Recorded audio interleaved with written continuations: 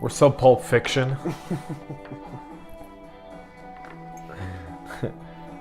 I love a good juicy burger. It's been a while. It's been a while. We got to watch Pulp Fiction this weekend. Another movie I'd like to see, sorry to cut you off, it's been a while, is Swingers with Vince Vaughn. Swingers. It's been a while. But I didn't like Swingers as much as I liked Wedding Crashers. I felt like Wedding Crashers was a better version of Swingers. And we're live, aren't we? We are. We are. Welcome to Ask James. Welcome to the CyberHub Engage podcast. I'm your local host here, James Azar. Follow me on Twitter, James_Azar1. And in the studio, as usual, for my Ask James segment is my loyal co-producer, Micah Smith. Hey, Micah. Hey, what's up? What's happening? Not much. Follow me, Twitter, MSDGTL, stands for Micah Smith Digital. Right there. You're pointing to it. Yeah. Yep. It's imaginary. It's virtual. It's AR. It's VR. It's all the great things that have to do with it. So if you're first time tuning into our Ask James segment, we do this. We answer about 4 or 5 questions for everyone to see. We do a lot more for our Patreon subscribers. So if you go to patreon.com/CyberHub Engage, you'll see it right here on the screen right now. If you go to patreon.com/CyberHub Engage, you get to interact with us live. We do these weekly.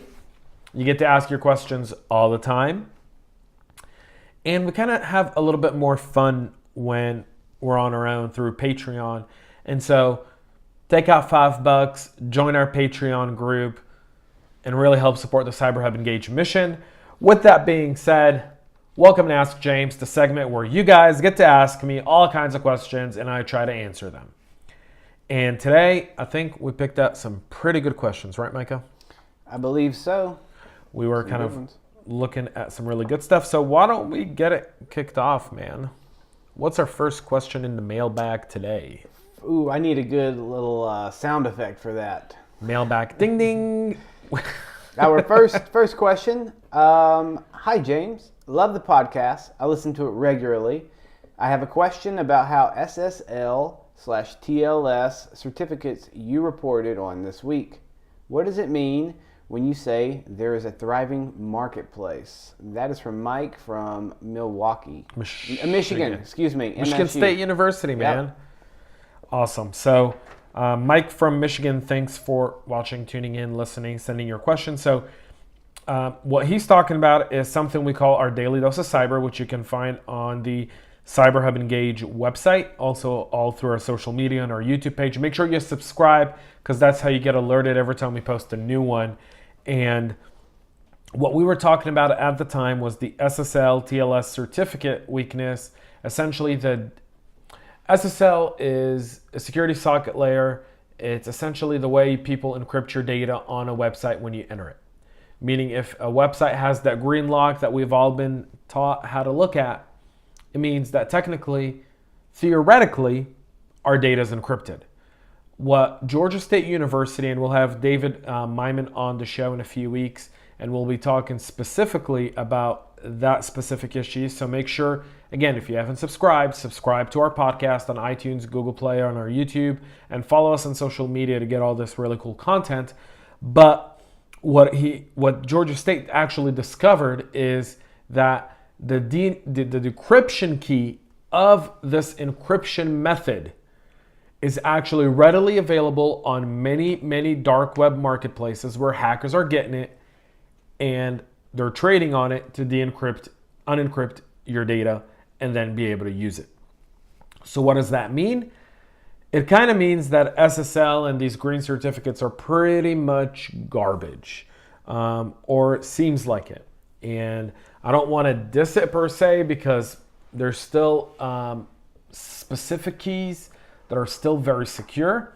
However, for the most part, the decryption process of it and the thriving marketplace online renders that you really have to make sure that the website where you're entering your information is truly secure and doesn't only just have the certificate, but also has good cyber hygiene and cyber policy. So that's that one for Mike. Thanks, Mike.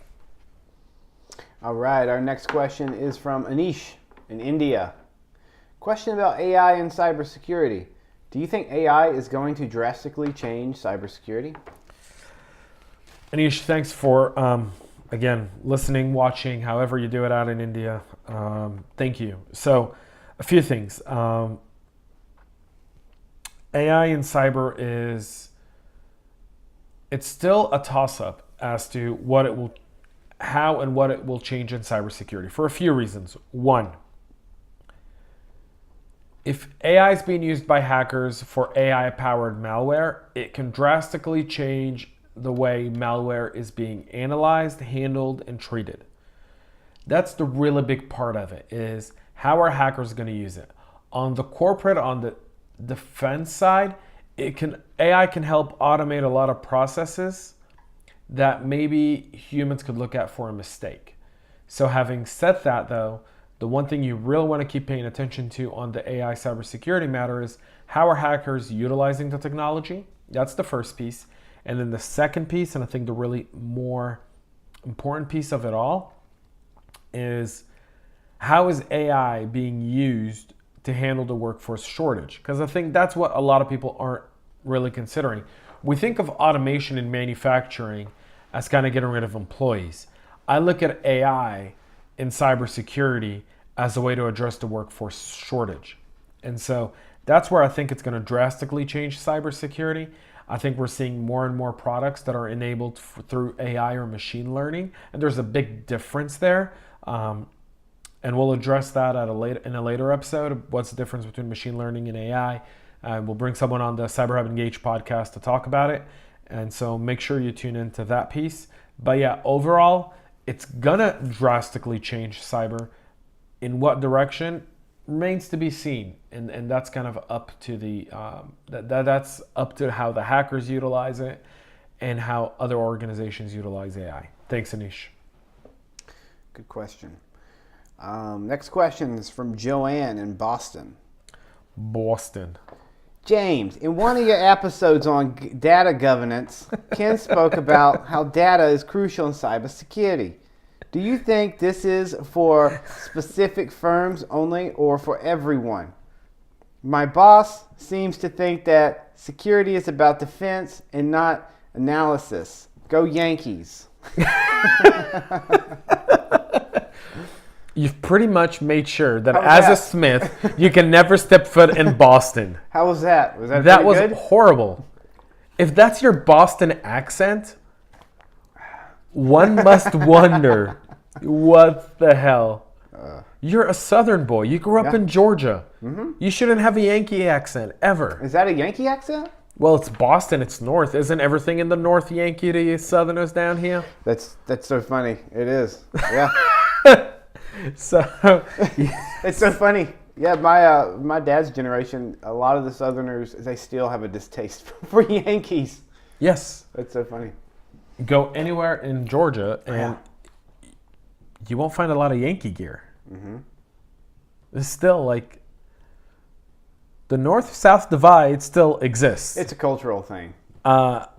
As someone who's lived up in the Northeast to someone who now lives in the South, that was a horrible accent. Remind me to never take you to Boston because I don't want you to get beat up by a bunch of guys in a MAGA hat at 2 a.m. with you holding a Subway sandwich, and then it all turns out to be a hoax, and then a corrupt DA whose last name is Smith will get you off. It's a conspiracy. Awesome. So, Joanne, thank you for your question. Thank you for tuning in from Boston. And so, yes, you're talking about the episode we did with Ken from First Data, Ken Visiana from First Data. I always have to get his last name. It's so special. It's unique. So yeah, so Ken and I were talking about data governance and cybersecurity, and we had some really, really good content. If those of you who this may be the first time you're listening or you decided to skip that episode for whatever reason, go back, give it a listen. It'll change the way you view cybersecurity in terms of data. It really does, because it shows you how important data is to really have a good cybersecurity posture and good cybersecurity analytics so that you can make the right decisions in your business overall. So, one, How crucial is data? Data is everything in cybersecurity. Without data, you can't really be secure. You can't really exercise cybersecurity without data. That's kind of answering the first part of your question.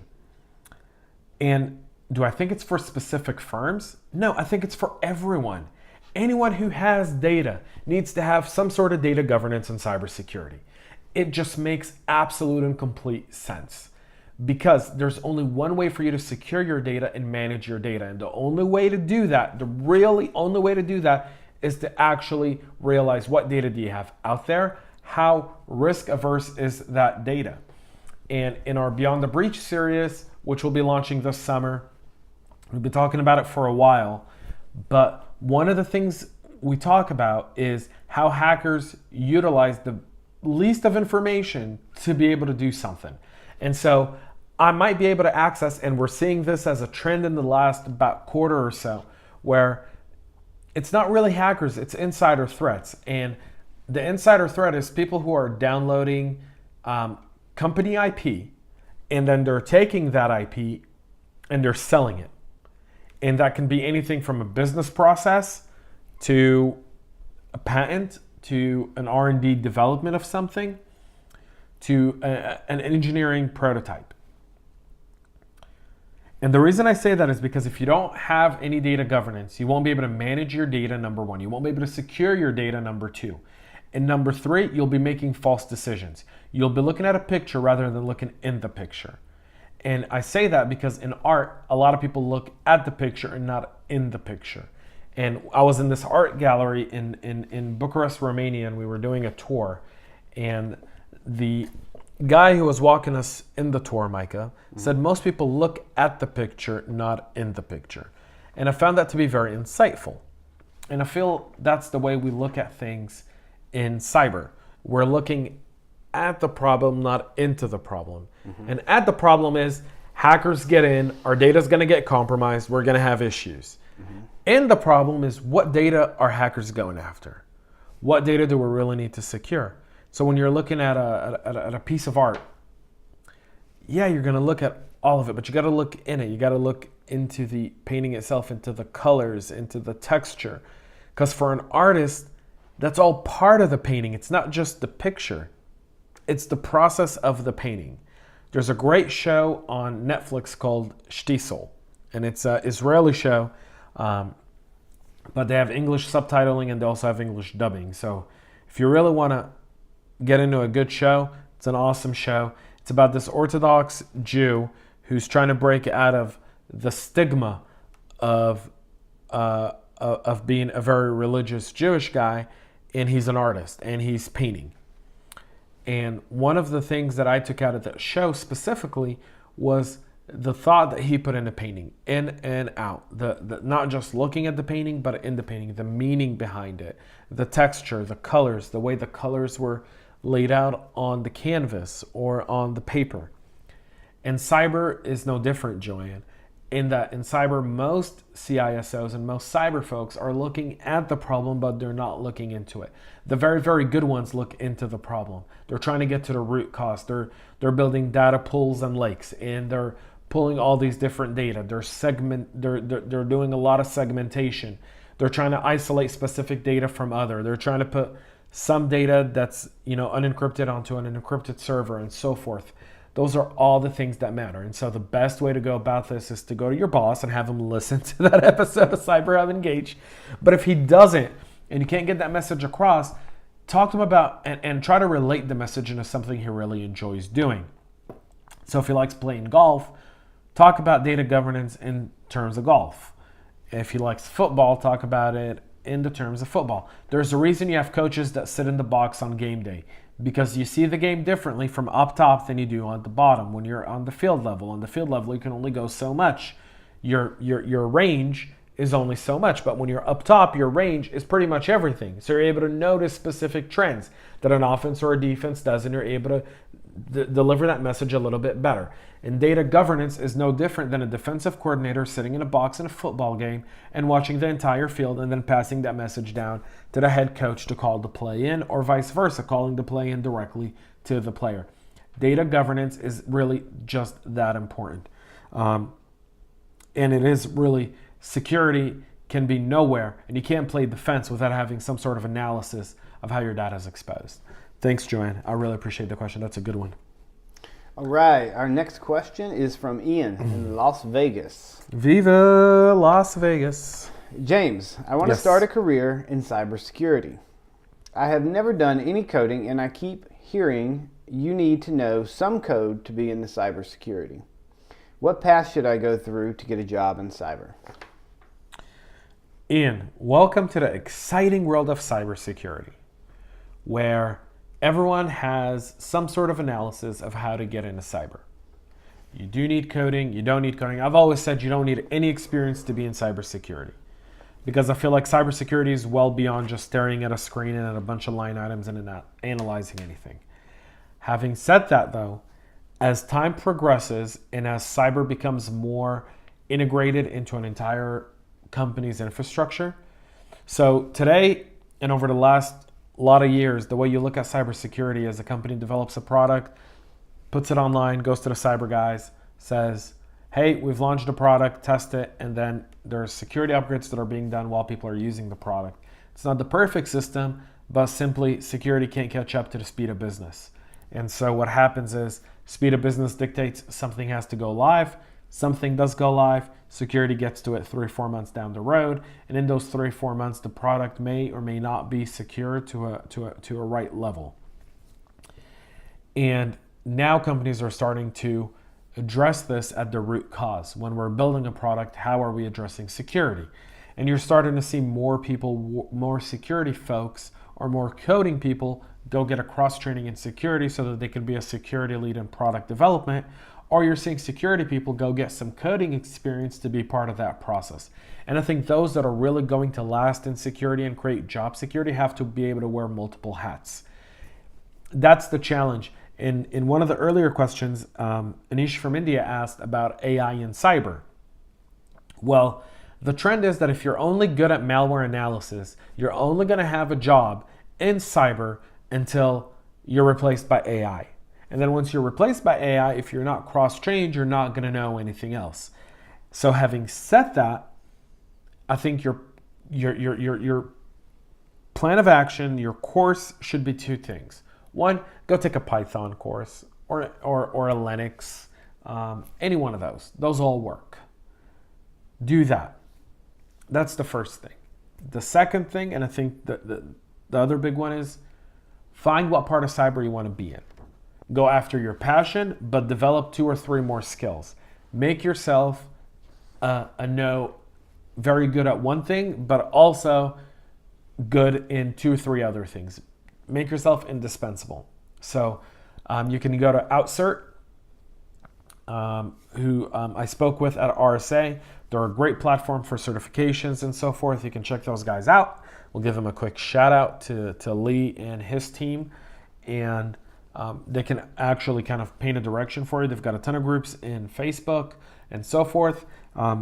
Also, check out our Facebook page. We've got a ton of information on this kind of stuff. How do you get started in cyber and where do you go? So thanks for your question, Ian. All right. Our last question is from Sam. Our last question for this one, we're going to keep going on Patreon. So make sure you go to patreon.com/CyberHub Engage, where after this question, we're going to keep going only on Patreon. That's right. All right, though. Our last question on this stream is from Sam from Israel. In your Hebrew episode with Nir, you talk about the future of cybersecurity as an industry that will consolidate. Why do you think that? So if you haven't seen Cyber in the US, which is our Hebrew podcast that I do with Nir, my really good friend Nir Valtman, you're missing out. And while it's in Hebrew, we're working on trying to get it subtitled in English because some of that content is really, really, really good. We have limited time we can be in the studio. And so some of our Hebrew stuff, which is really good, doesn't make it onto our English side. So Sam's talking about one of our most recent episodes where Nir and I were recapping RSA. Nir was not there. I was there. And we were talking about the future of the cybersecurity industry. And while there is about I think 2,000 vendors, and at RSA there were about 700 or 800 vendors in total.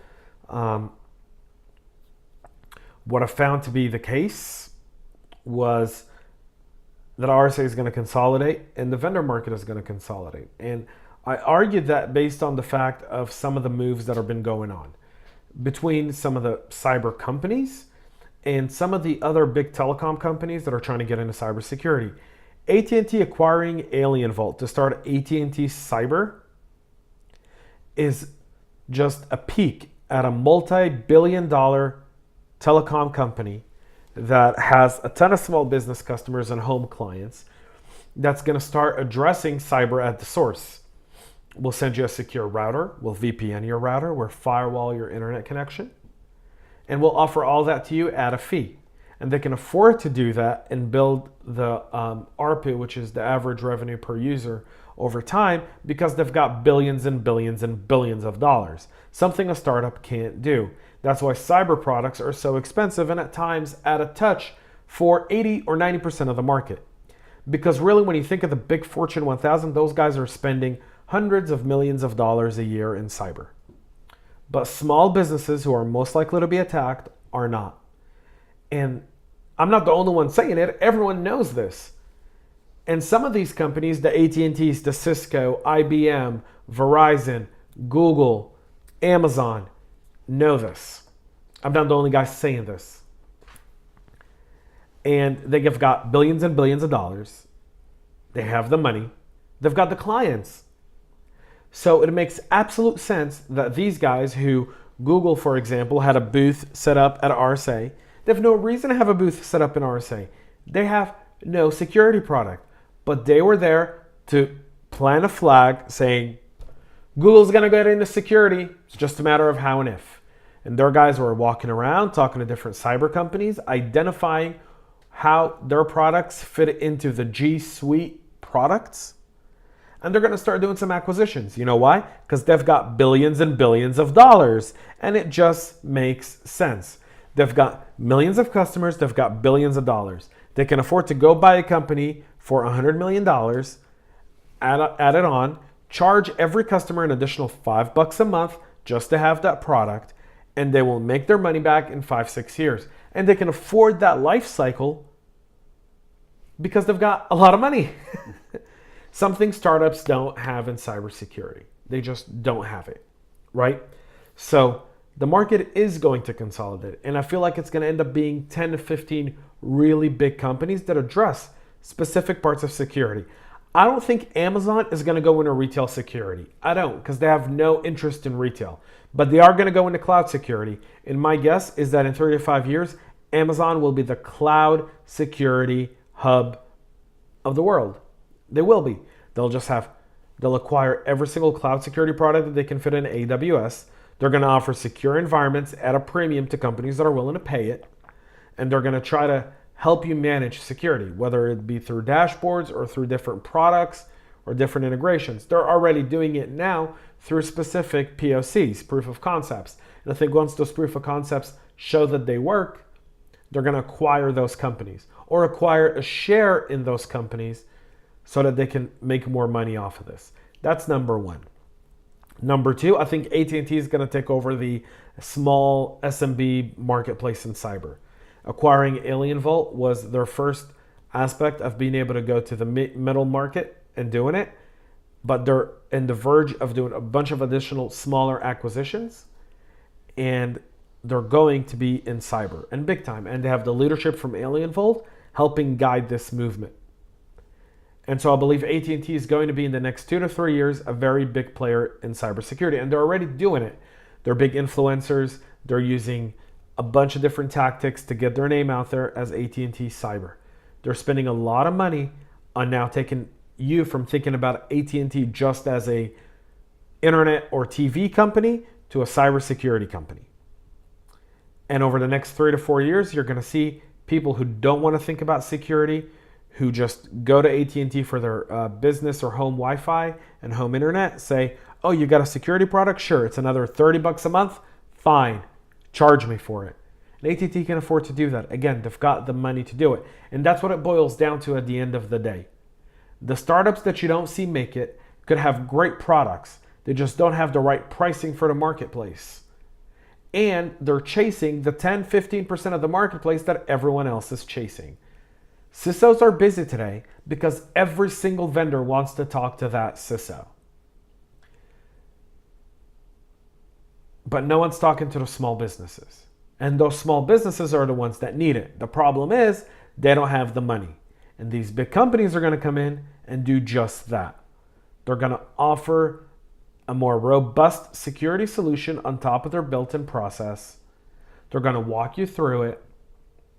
And that's where we'll see jobs being created in the call center IT support piece of it, because you can't automate all of it. When a small coffee shop that's operated by 50-something-year-olds gets AT&T internet service, they don't want to go to frequently asked questions and mess with it. They're going to pick up the phone, call, and want someone to walk them through it. And that's where we'll see cross-training done in call centers. And that's how really the awareness of security is going to increase over the next 3 to 5 years.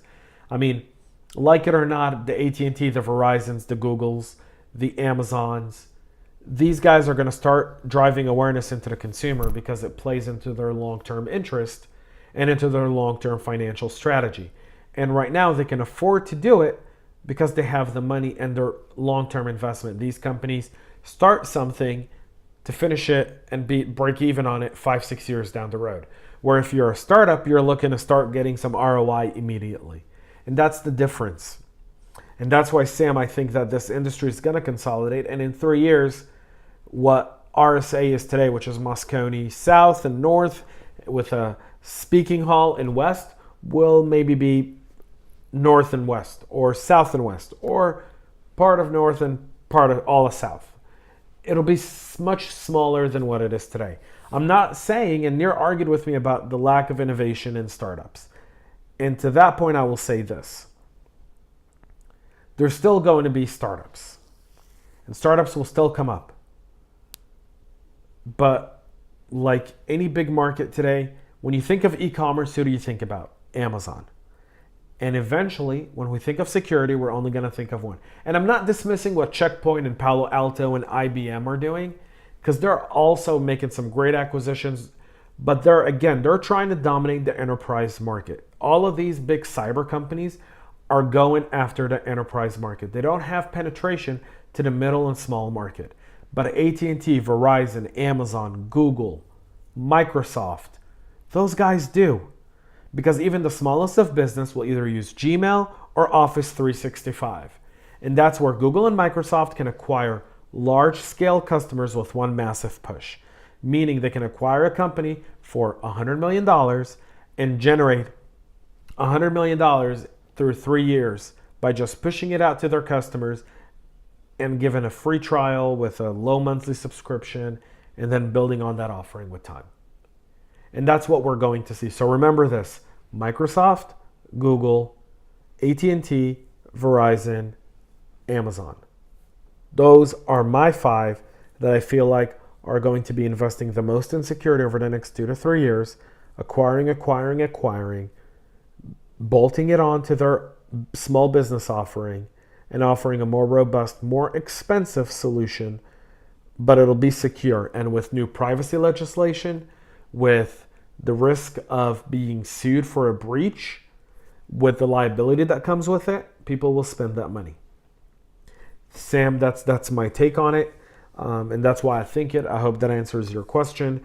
So if you're watching right now, that's great. Micah and I are going to keep going on Patreon. So if you're not a Patreon subscriber, go to patreon.com/CyberHub Engage. Support us with as little as $5 a month. You get to keep interacting with us. We also play different music. We sometimes will bring on a guest to the mailbag. We do a lot of fun stuff.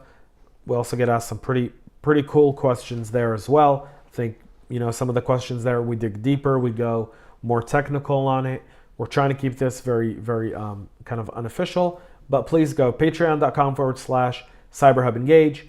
My name is James Azar. You can follow me on Twitter, James_Azar1. Interact with me there. You can follow us on LinkedIn, Facebook, Instagram, Twitter, and YouTube at CyberHub Engage. So make sure you subscribe. My name is James Azar. This is the Ask James segment. Thanks for tuning in. Thanks for listening. We'll be back with more episodes next week.